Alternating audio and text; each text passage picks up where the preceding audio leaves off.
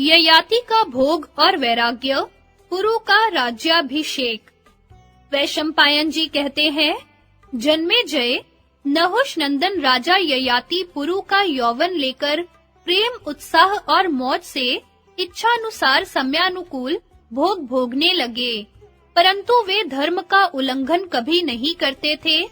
उन्होंने यज्ञों से देवताओं को, श्राद्धों से पितरों को, दान मान और वात्सल्य से दीन जनों को, मोह मांगी वस्तुओं से ब्राह्मणों को, खान पान से अतिथियों को, संरक्षण से वैश्यों को और सद्व्यवहार से शूद्रों को संतुष्ट कर दिया।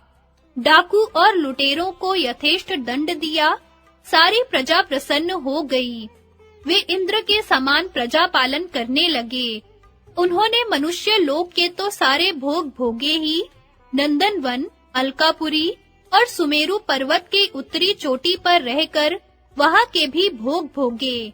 धर्मात्मा ययाति ने देखा कि अब सहस्त्र वर्ष पूरे हो रहे हैं।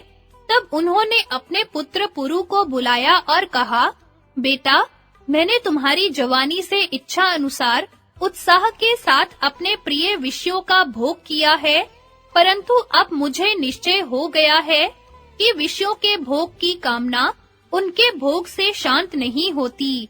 आग में जितना घी डालते जाओ, वह बढ़ती ही जाती है।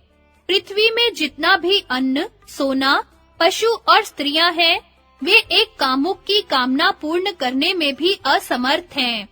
इसलिए सुख उनकी प्राप्ति से नहीं, उनके त्याग से ही होता है। दुर्बुद्धि लोग तृष्णा का त्याग नहीं कर सकते। बूढ़े होने पर भी वह बूढ़ी नहीं होती। वह एक प्राणांतक रोग है, उसे छोड़ने पर ही सुख मिलता है। देखो, विषयों का सेवन करते-करते 1000 वर्ष पूरा हो गया, फिर भी मेरी तृष्णा दिनों दिन बढ़ती ही जा रही है। अब मैं इसे छोड़कर अपने मन को ब्रह्म में लगाऊंगा और भूख प्यास आदि द्वंद्वों से निश्चिंत तथा शरीर आदि से निर्मम होकर हरिणों के साथ वन में विचरूंगा। मैं तुमसे प्रसन्न हूँ, तुम अपनी जवानी ले लो और यह राज्य ग्रहण करो। तुम मेरे प्यारे पुत्र हो। बस पुरु ने अपना यौवन ले लिया और ययाति ने अपना बुढ़ापा। प्रजा ने देखा कि महाराज ययाति अपने बड़े पुत्रों को राज्य से वंचित करके छोटे पुत्र पुरु का अभिषेक करने जा रहे हैं। तब ब्राह्मणों को आगे करके सब लोग उनके पास आए और बोले, राजन, आप अपने ज्येष्ठ पुत्र यदु को छोड़कर पुरु को राज्य क्यों दे रहे हैं? हम आपको सचेत करते हैं, अपने धर्म की रक्षा कीजिए। तब ययाति ने कहा, सब लोग सावधानी से मेरी बात सुने।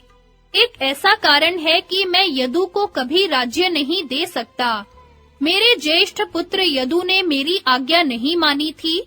जो अपने पिता की आज्ञा नहीं मानता, वह सत्पुरुषों की दृष्टि में पुत्र नहीं है।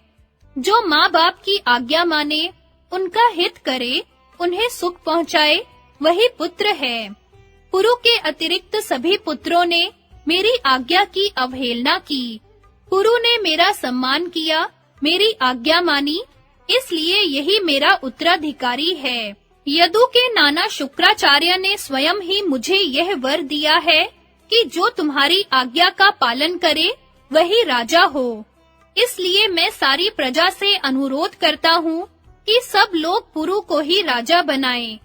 प्रजा ने संतुष्ट होकर पुरु का राज्याभिषेक किया। इसके बाद राजा ययाति वानप्रस्थाश्रम की दीक्षा लेकर ब्राह्मण और तपस्वियों के साथ नगर से चले गए। यदु से राज्याधिकारहीन यदुवंशियों की, तुर्वसु से यवनों की, द्रोहियों से भोजों की और अनु से मलेच्छों की उत्पत्ति हुई। जन्मेजय, पुरु से ही प्रसिद्ध पौरव वंश चला, जिसमें तुम्हारा जन्म हुआ है। राजा ययाति वन में कंदमूल, फल का भोजन करते रहे। उन्होंने अपने मन को वश में किया, क्रोध पर विजय प्राप्त की। वे प्रतिदिन देवता और पितरों को तर्पण करते, अग्निहोत्र करते, खेतों में से अन्न के कण बीन-बीन कर अतिथियों को भोजन कराने के अनंतर यज्ञ शेष से अपनी भूख बुझाते। इस प्रकार 1000 वर्ष बिताए। 30 वर्ष तक उन्होंने वाणी और मन को अपने अधीन कर केवल जल के आधार पर ही जीवन निर्वाह किया। 1 वर्ष तक बिना सोए केवल वायु पीकर ही रहे। इसके बाद 1 वर्ष और पंचाग्नियों के बीच में बैठकर बिताया। 6 महीने तक एक पैर से खड़े रहकर केवल वायु पान ही किया। उनकी पवित्र कीर्ति त्रिलोकी में फैल गई। शरीर छूटने पर उन्हें स्वर्ग की प्राप्ति हुई। ययाति का स्वर्गवास, इंद्र से बातचीत, पतन, सत्संग और पुनः स्वर्ग गमन। वैशंपायन जी कहते हैं, जन्मेजय, राजा ययाति स्वर्ग में बड़े आनंद से रहने लगे। वहां इंद्र, साध्य, मरुत, वसु आदि उनका बड़ा सम्मान करते। इस प्रकार हजारों वर्ष बीत गए। एक दिन वे घूमते घामते इंद्र के पास आए। तरह-तरह की बातचीत होने के बाद इंद्र ने पूछा, राजन, जिस समय आपने अपने पुत्र पुरु की जवानी लौटा दी और उससे अपना बुढ़ापा ले लिया तथा उसे राज्य दे दिया, उस समय आपने उसे क्या उपदेश दिया? ययाति ने कहा, देवराज, मैंने अपने पुत्र से कहा कि पुरो, मैं तुम्हें गंगा और यमुना के बीच के देश का राजा बनाता हूँ। सीमांत के देशों का भोग तुम्हारे भाई करेंगे। देखो भाई, क्रोधियों से क्षमाशील श्रेष्ठ है और असहिष्णु से सहिष्णु, मनुष्येतर जातियों से मनुष्य और मूर्खों से विद्वान सर्वथा श्रेष्ठ हैं। किसी के बहुत सताने पर भी उसको सताने का प्रयत्न नहीं करना चाहिए, क्योंकि दुखी प्राणी का शोक ही सताने वाले का नाश कर देता है। मर्म भेदी और कड़वी बात मुंह से नहीं निकलनी चाहिए। अनुचित उपाय से शत्रु को भी अपने वश में नहीं करना चाहिए।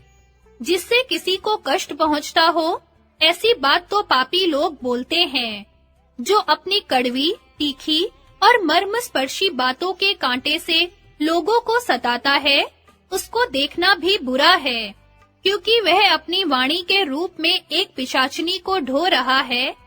ऐसा आचरण करना चाहिए कि सत्पुरुष सामने तो सत्कार करे ही, पीठ पीछे भी तुम्हारी रक्षा करे। दुष्ट लोग कोई कड़वी बात कहें तो सर्वदा उसे सहन ही करना चाहिए तथा सदाचार का आश्रय लेकर सर्वदा सत्पुरुषों के व्यवहार को ही ग्रहण करना चाहिए। वाणी से भी बाण वृष्टि होती है। जिस पर इसकी बौछारें पड़ती हैं, वह रात दिन सोच में पड़ा रहता है। इसलिए ऐसी वाणी का प्रयोग कभी नहीं करना चाहिए।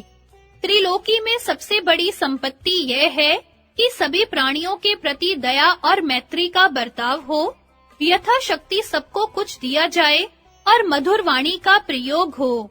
सारांश यह कि कठोर वाणी न बोले, मीठी वाणी बोले, सम्मान करें, दान दे और कभी किसी से कुछ मांगे नहीं।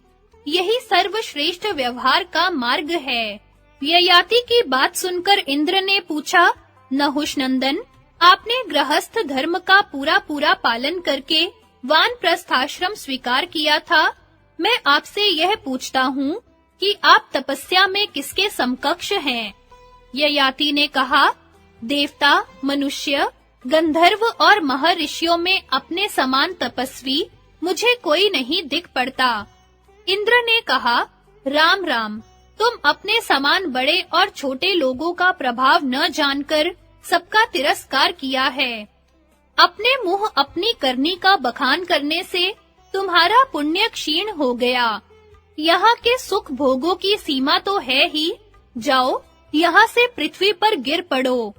ययाति ने कहा, ठीक है, यदि सबका अपमान करने से मेरा पुण्य क्षीण हो गया, तो मैं यहाँ से संतों के बीच में गिरूं। इंद्र ने कहा, अच्छी बात।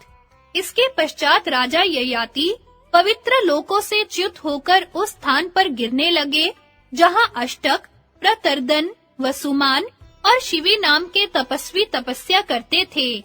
उन्हें गिरते देखकर अष्टक ने कहा, युवक, तुम्हारा रूप इंद्र के समान है। तुम्हें गिरते देखकर हम चकित हो रहे हैं। तुम जहाँ तक आ गए हो, वहीं ठहर जाओ और विषाद तथा मोह छोड़कर अपनी बात बतलाओ। इन सत्पुरुषों के सामने इंद्र भी तुम्हारा बाल बांका नहीं कर सकता। दुखी और दीन पुरुषों के लिए संत ही परम आश्रय हैं। सौभाग्यवश तुम उन्हीं के बीच में आ गए हो। तुम अपनी व्यवस्था ठीक-ठीक सुनाओ। ययाति ने कहा, मैं समस्त प्राणियों का तिरस्कार करने के कारण स्वर्ग से च्युत हो रहा हूँ। मुझ में अभिमान था। अभिमान नरक का मूल कारण है। सत्पुरुषों को दुष्टों का अनुकरण नहीं करना चाहिए। जो धन धान्य की चिंता छोड़कर अपनी आत्मा का हित साधन करता है, वही समझदार है। धन पाकर फूलना नहीं चाहिए। विद्वान होकर अहंकार नहीं करना चाहिए। अपने विचार और प्रयत्न की अपेक्षा देव की गति बलवान है, ऐसा समझकर संताप नहीं करना चाहिए। दुख से जले नहीं, सुख से फूले नहीं, दोनों में समान रहे। अष्टक, मैं इस समय मोहित नहीं हूँ। मेरे मन में कोई जलन भी नहीं है। मैं विधाता के विधान के विपरीत तो जा नहीं सकता, ऐसा समझकर मैं संतुष्ट रहता हूँ। अष्टक, मैं सुख दुख दोनों की अनित्यता जानता हूँ। फिर मुझे दुख हो तो कैसे? क्या करूँ? क्या करके सुखी रहूँ? इन झंझटों से मैं उन्मुक्त रहता हूँ, इसलिए दुख मेरे पास फटकते नहीं। अष्टक ने पूछा, आप तो अनेक लोकों में रह चुके हैं और आत्मज्ञानी नारद आदि के सामने भाषण कर रहे हैं, तो बताइए, आप प्रधानतः किन-किन लोकों में रहे? ययाति ने उत्तर दिया, मैं पहले पृथ्वी में सार्वभौम राजा था, फिर 1,000 वर्ष तक महत लोकों में रहा और फिर 100 योजन लंबी चौड़ी सहस्त्र द्वार युक्त इंद्रपुरी में 1,000 वर्ष तक रहा। तदनंतर प्रजापति के लोक में जाकर वहां भी 1,000 वर्ष रहा। मैंने नंदन वन में स्वर्गीय भोगों को भोगते हुए लाखों वर्षों तक निवास किया। वहां मैं सुखों में आसक्त हो गया और पुण्य क्षीण होने पर पृथ्वी पर आ रहा हूँ। जैसे धन का नाश होने पर जगत के सगे संबंधी छोड़ देते हैं, वैसे ही पुण्य क्षीण हो जाने पर इंद्र आदि देवता भी परित्याग कर देते हैं। अष्टक ने पूछा, राजन, किन कर्मों के अनुष्ठान से मनुष्य को श्रेष्ठ लोकों की प्राप्ति होती है? वे तप से प्राप्त होते हैं या ज्ञान से? ययाति ने उत्तर दिया, स्वर्ग के 7 द्वार हैं, दान, तप, शम, दम, लज्जा, सरलता और सब पर दया। अभिमान से तपस्या क्षीण हो जाती है। जो अपनी विद्वता के अभिमान में फूले-फूले फिरते और दूसरे के यश को मिटाना चाहते हैं, उन्हें उत्तम लोकों की प्राप्ति नहीं होती। उनकी विद्या भी मोक्ष दान में असमर्थ रहती है। अभय के 4 साधन हैं, अग्निहोत्र, मौन, वेदा अध्ययन और यज्ञ। यदि अनुचित रीति से अहंकार के साथ इनका अनुष्ठान होता है, तो ये भय के कारण बन जाते हैं। सम्मानित होने पर सुख नहीं मानना चाहिए और अपमानित होने पर दुख। जगत में सत्पुरुष ऐसे लोगों की पूजा करते हैं। दुष्टों से शिष्ट बुद्धि की चाह निरर्थक है। मैं दूंगा, मैं यज्ञ करूंगा, मैं जान लूंगा, मेरी यह प्रतिज्ञा है। इस तरह की बातें बड़ी भयंकर हैं। इनका त्याग ही श्रेयस्कर है।